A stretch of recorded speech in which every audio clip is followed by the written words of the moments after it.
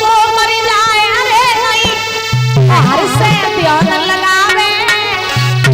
और पंच तो वो मर जाए जो दारू पी के न्याय करावे।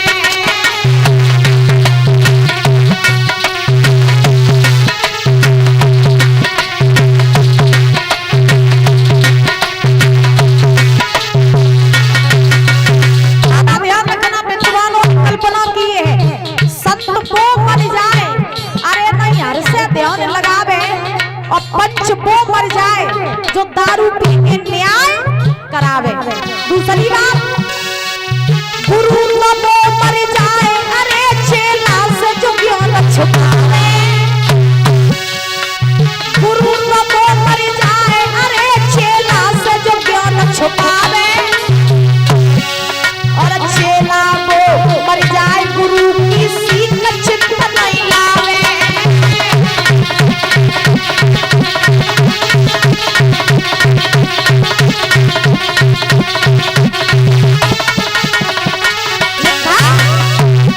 गुरु वो मर जाए, अरे चेला से जो ज्ञान छुपावे। और चेला वो मर जाए, गुरु की सीख चित्त नहीं लावे। भैया वो मर जाए, पराई नार पे चित्त डिगावे। भैया वो मर जाए, पराई नार पे चित्त डिगावे। और नारी वो मर जाए, पराए पत से नेह लगावे।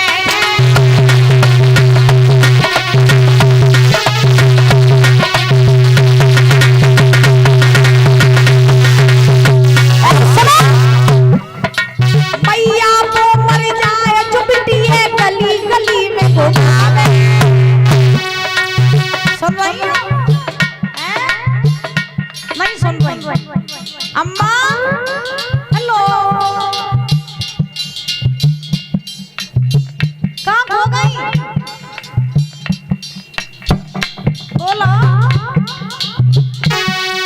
लिखा महाराज, ए भैया वो मर जाए, जो बिटिया गली गली में घुमावे।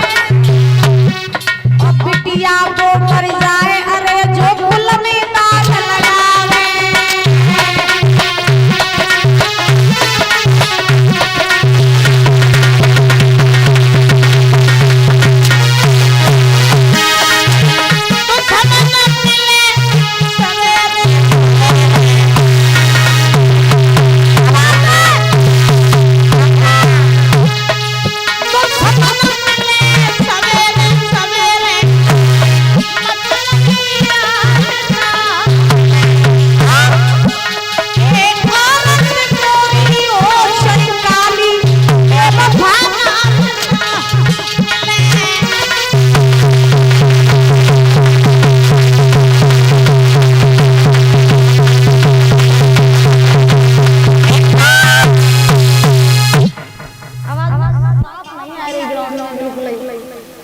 महाराज आज ध्यान रखना, रानी सुनीति से नारद जी ने कहा, बोले मेरी बात मानो, तुम यहाँ से लौट जाओ, हम तुम्हें ये वचन देते हैं कि तुम्हारे गर्भ से एक संतान जन्म ले लेगी।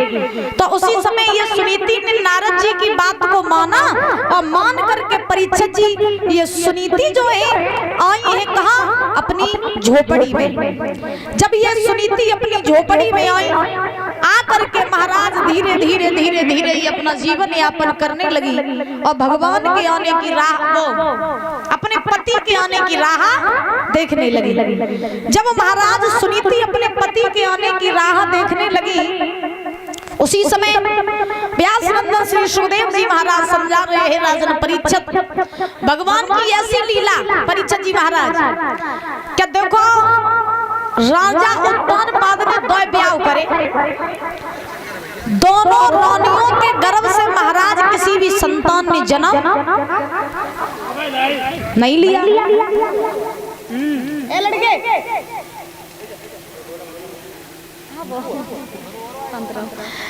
महाराज आज ध्यान रखना, क्या राजा उत्तानपाद की दो रानियां और किस्मत का खेल देखो, क्या महाराज एक भी रानी के गर्भ से किसी संतान ने जन्म नहीं लिया।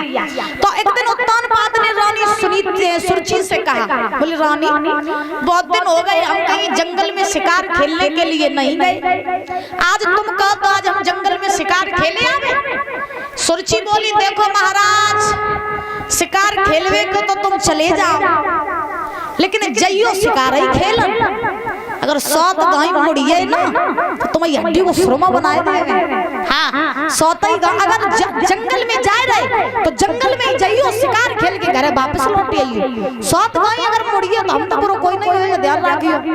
उत्तम बात बोले तुम्हें नहीं मालूम हम तुमसे कितना प्रेम करते हैं, अरे तुम्हारी बिना इजाजत के हम एक पैर घर से बाहर नहीं रख सकते, तुम क्या रहे हो कि तुम्हें 100 ढेंगा जाइए, ना ना ना हम कहीं नहीं जाएंगे, शिकार खेल के तुरंत वापस लौट आएंगे।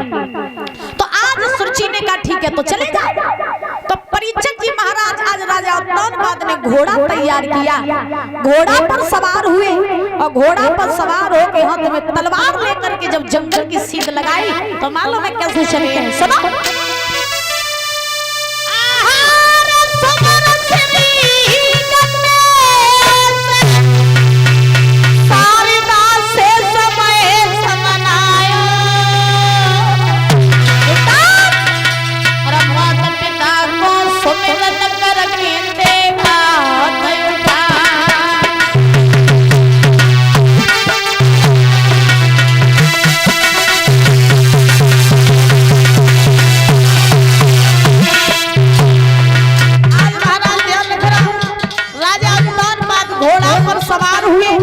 घोड़ा तैयार किया, हाथ में तलवार को लिया, लेकर के जब जंगल के सीध लगाई ऐसा ही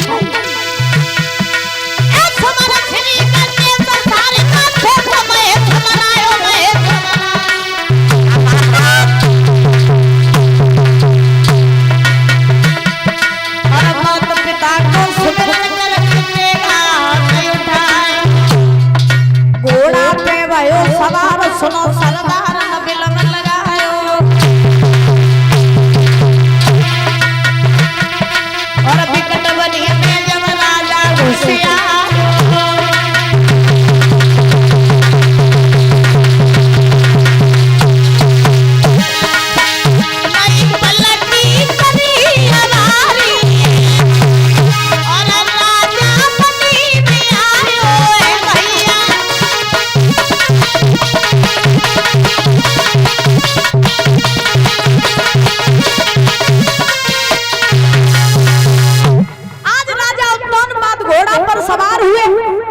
घोड़े पर सवार होकर के जैसे ही दादा चले तो चलते चलते ये उत्तानपाद पहुंचे हैं कहां, जंगल में।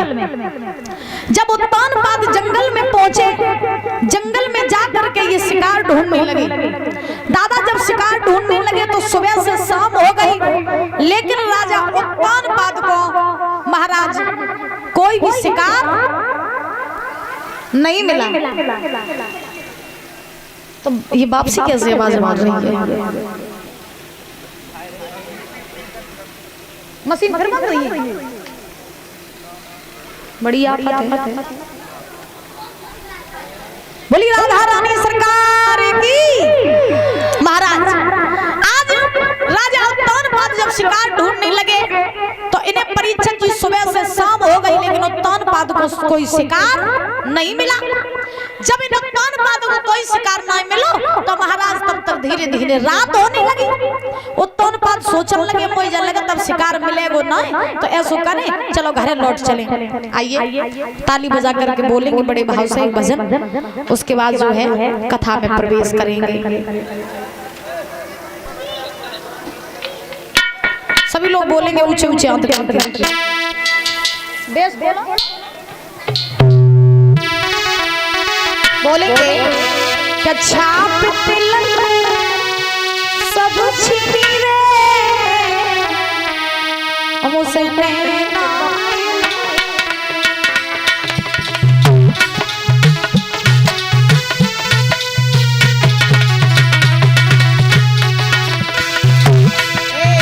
छाप तिलक सब छिपी रे मुझसे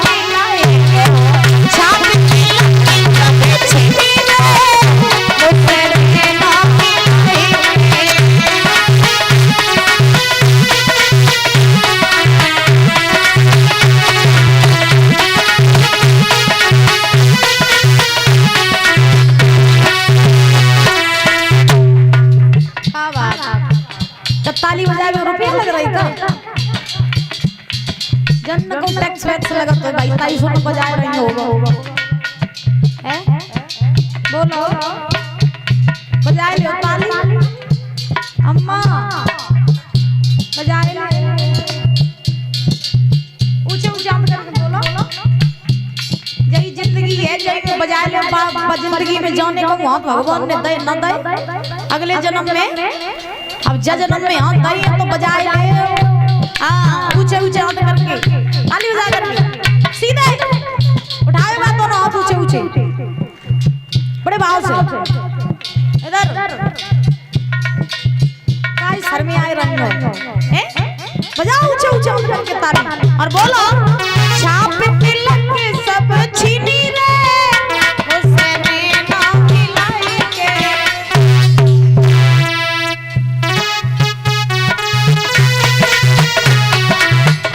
और भैया बली बली जाओ में तो तेरे रखी जीवा बली बली जाओ में तो तेरे रखी जीवा बली बली जाओ में तो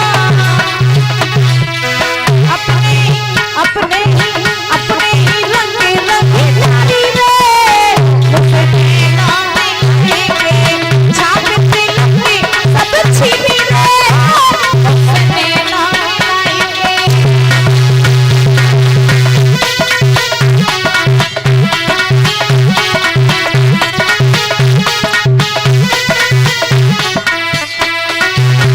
भैया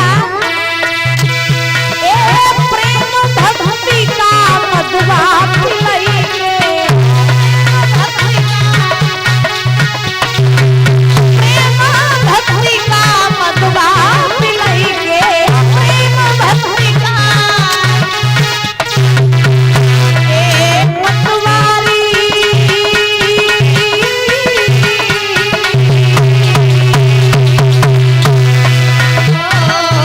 पटवारी करे दिनी रे उसने ना मिलाई के छाप तिलक के सब छीनी रे उसने ना मिलाई के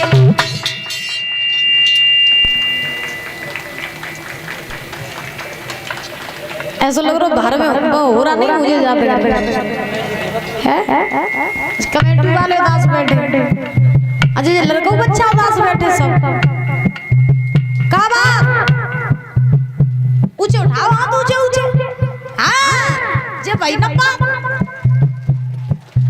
उठाओ बात सीधे से तुम तुम ना दी कटाती रही हो हमारी और कछु नहीं हाँ ऊंचे ताली बजा कर सभी लोग बड़े भाव से छाप तिलक के सब छीनी रे उसने ना खिलाई के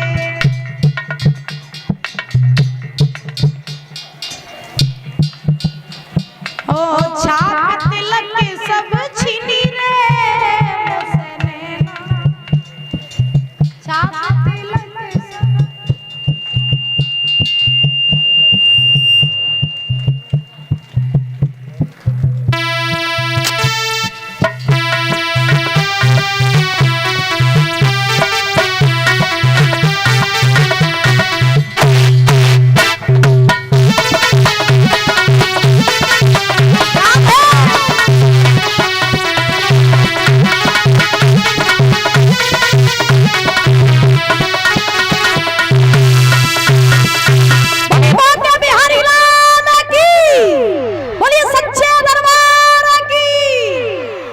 परीक्षा जी बताओ प्रसंग कहाँ चल रहा था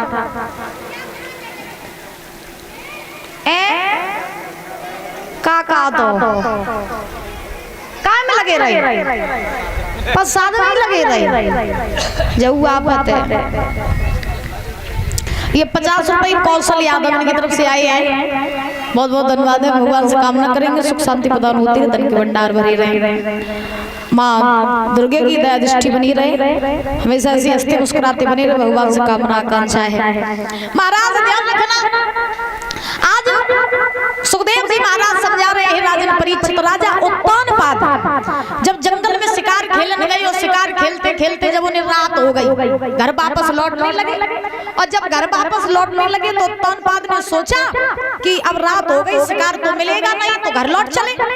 तो जैसे परीक्षित जी अपने महलों के लिए उत्तानपाद लौटे तो तब तक क्या हुआ कि महलों के जो फाटक थे ये बंद हो चुके थे। राजा उत्तानपाद ने महाराज दरवाजा खटखटाया, कोई दरवाजा खोला।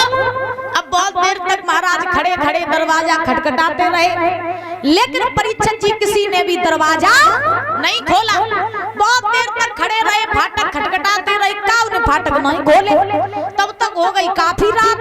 उत्तानपाद सोचने लगे अब काफी रात हुई, फाटक खुले नहीं, अच्छा मौका है, बड़ी रानी से मिले वही चल के हैं। बहुत दिन हो गए, अपनी हम रानी के पास नहीं गए, उसके हालचाल पूछने नहीं गए, तो अपनी बड़ी रानी से मिलाए चल के।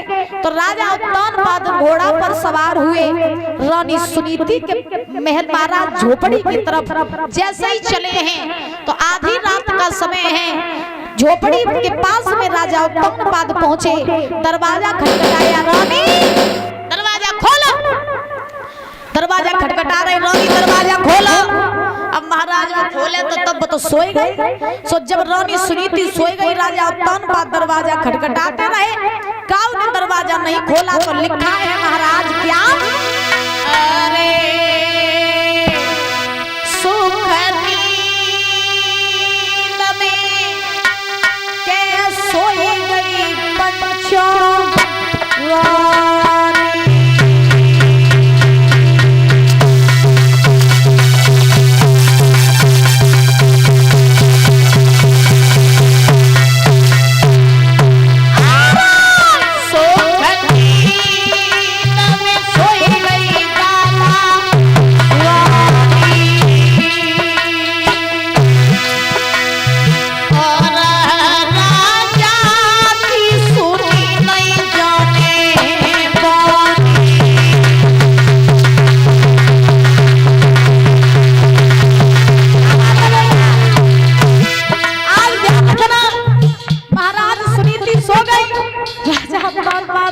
दरवाजा खटखटाते रहे, रानी दरवाजा खोला।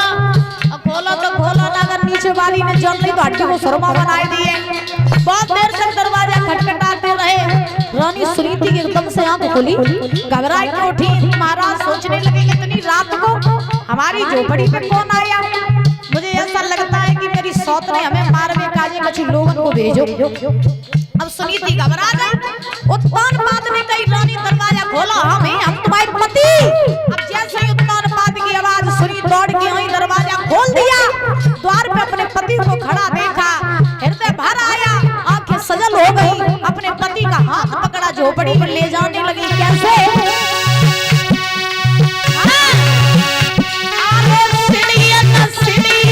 चली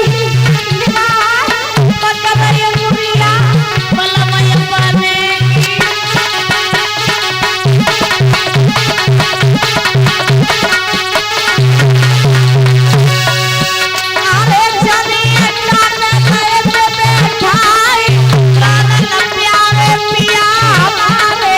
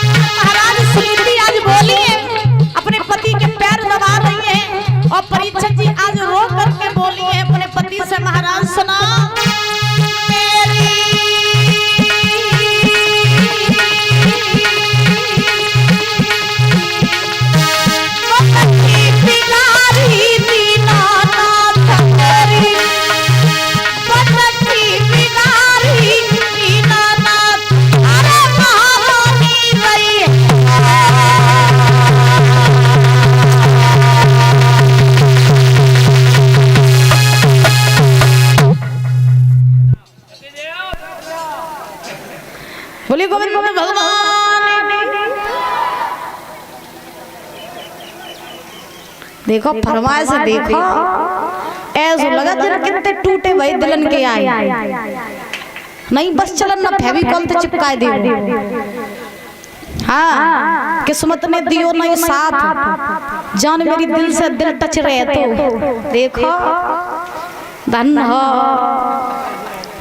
ये 50 रुपए अनूप उर्फ राजा यादव ग्राम कुत्तीपुर है। हाँ इनकी तरफ से ये 50 रुपए आए बहुत बहुत धन्यवाद है। खैर ऐसी परवाज नहीं गाएंगे हम क्योंकि कोई भजन हो तो लेकर के आओ। हमने चीज गाई है वो लेकर के आओ इसका क्या मतलब दिल से दिल टच रहे। बोली राधा रानी सरकार की बोली बांके बिहारी लाल की। महाराज आज सुखदेव जी महाराज समझा रहे हे राजन परीक्षित रानी सुनीति जो है ये अपने पति उग्रसेन की भुजा पकड़ करके महाराज झोपड़ी की तरफ ले गई। और जब झोपड़ी की तरफ ले गई है तो महाराज आज टूटे खटोला पे अपने पति को बैठा लिया और टूटे खटोला पर बैठाल करके बड़ा आदर सम्मान किया। महाराज रोने लगी सुनीति। राजा उत्तानपाद ने सुनीति से कही देखो रानी हमने तुम्हें 22 समय रोको तो कि तुम भाई दूसरी शादी न करवाओ लेकिन तुमने हमारी एक भी बात नहीं मानी और दूसरी शादी करवा करके देखो तुमने अपनी क्या दशा बना ली। तो उसी समय रानी सुनीति ने कहा है महाराज आप चिंता न करो हमारी किस्मत में जो था हमारी किस्मत में जो लिखा था वो हमारे साथ हो रहा है आप चिंता न करो। आप ये बताओ हमारी छोटी बहन ठीक है। उत्तानपाद ने कहा हाँ वो तो ठीक है। घर पे सब बढ़िया? बोले सब बढ़िया। आज उत्तानपाद ने कही रानी हमें बहुत तेज भूख लगी है। तो जब ये कहा कि भूख लगी तो रानी सुनीति के घर में जौ की रोटी रखी रहे जौ की रोटी। सो परीक्षित जी भाई जौ की रोटी ले आए बाई पर नमक रख दो और अपने पति को भाई महाराज जौ की रोटी खिला दी और ऊपर से पानी पिला दिया। आज भाई रात व्यतीत की है मैया सुनीति के साथ में राजा उत्तानपाद ने। और जब उत्तानपाद ने रानी सुनीति के साथ वो रात्रि व्यतीत की तो बुजुर्गों उसी रात मैया सुनीति ने गर्भ धारण किया। और जब गर्भ धारण किया सवेरा हुआ उत्तानपाद जो थे ये महाराज चले और जैसे ही अवध में पहुंचे और द्वार पहुंचे फाटक के पास में सो द्वार ठाड़ी रहे सुरछी आंखें लाल पीरी करें। आज बबूला भाई द्वार ठाड़ी परीक्षित जी कौन सुरछी को देखो उत्तानपाद समझ गए आज क्लास लगे आज बात कुछ गड़बड़ है। शायद ने मालूम पड़ी कि रात भर हम सुनीति के पास रहे। अब सुरछी महाराज कमर पे हाथ रखे और आंखें लाल पीरी करे ठाड़ी उत्तानपाद गए। सो सुनीति सुरछी ने उत्तानपाद से कही जब बताओ रात भर मरिए हम तो इंतजार करते करते तुम कौन रहे रात भर कौन रहे तुम? हमें मालूम हमने तुमसे कहा कही थी कि तुम शिकार खेलन जाइयो और चुपचाप घरे लौटे आइयो और तुम रात भर रहे का। तो महाराज सुरछी आज बोली है राजा उत्तानपाद से कि राजा और कौन गए थे मेरे चौपट खोले राजा कौन गए थे चौपट खोले।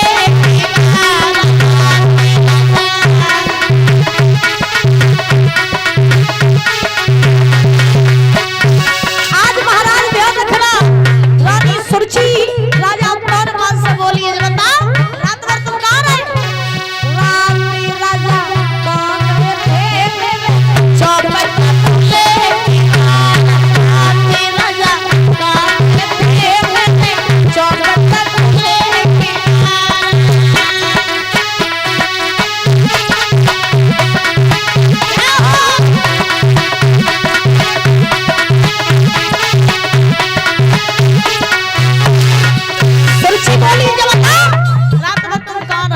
मालूम है कि तुम 100 घंटे गए